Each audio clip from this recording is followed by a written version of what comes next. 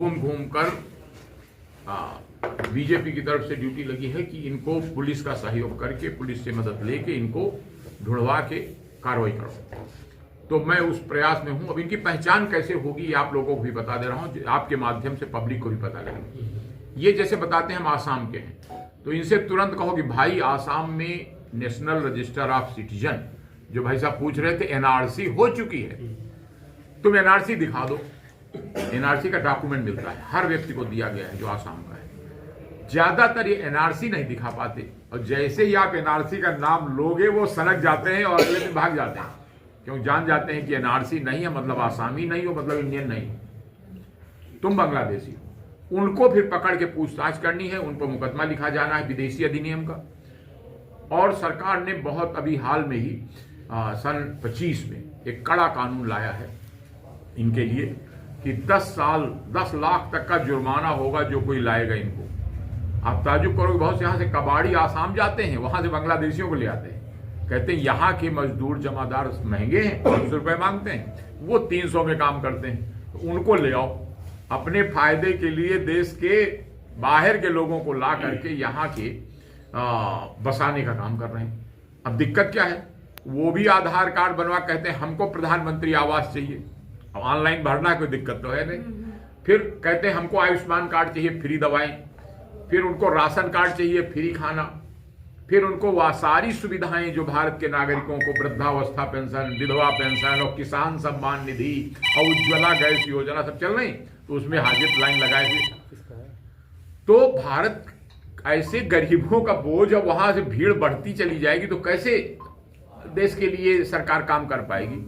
देश की गरीबी दूर नहीं हो पाई, अभी दूसरे देशों के लोग लाइन में आ गए और करोड़ों में आ गए। जो इनका फर्जी आधार कार्ड बना रहे हैं उन पर कार्रवाई क्यों नहीं हो रही? जो इनमें फर्जी आधार कार्ड बना रहे हैं तो वो ज्यादातर कहां है, बरपेटा, नलबारी, फरक्का। अब उन पर कार्रवाई क्यों नहीं रही कि वो ये थोड़ी कहते हैं कि ये बाहर के हैं, कहते हैं भैया इसी गांव के थे। अब वहां की पुलिस का काम है कि उनको पता लगा कार्रवाई करे। अब हम लोगों को जो कार्ड मिल रहे हैं तो हम लोग भेज रहे हैं कि जांच करो।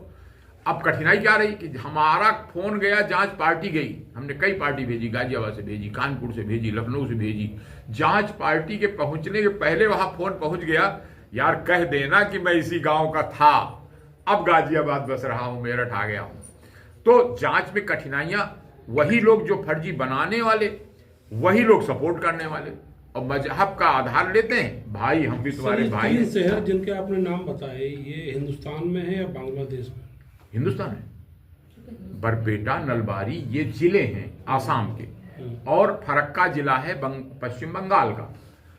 पश्चिम बंगाल में इतने ज्यादा बांग्लादेशी आ गए कि 5 जिले जो बॉर्डर के हैं, नाम सुना होगा, मुर्शिदाबाद, मालदा, 24 परगना, बॉर्डर के ये 5 जिले तो ऐसे हैं जिनमें 70 से 75% आबादी सब बांग्लादेशियों की। बांग्लादेश से आने जाने के लिए वीजा की जरूरत होती है क्या? हाँ, वीजा और पासपोर्ट दोनों की तो जरूरत होती है। वहाँ जो हमारी सेंट्रल की सिक्योरिटी फोर्सेज हैं, इनको बॉर्डर की जिम्मेदारी होती है, वो क्या कर रहे हैं? बहुत अच्छा प्रश्न आपने पूछा, 10-12 साल से बहुत अच्छा प्रश्न आपने पूछा। लेकिन मैं आपसे पूछता हूं कि 700 किलोमीटर का मतलब क्या हुआ, यहां से लखनऊ आगे प्रयागराज तक, इतने एरिया का अगर खुला हो, कह दिया जाए कि तुम रोको कि प्रयागराज से मेरठ तक कोई आदमी इधर से उधर न जाए, सर, तो ये प्रैक्टिकली कितना कठिन होगा। मैं प्रैक्टिकली आपसे सवाल पूछ रहा हूँ, जो सेंट्रल गवर्नमेंट है उसको इन बॉर्डर्स की जिम्मेदारी है, वो ये सब तय करे ना।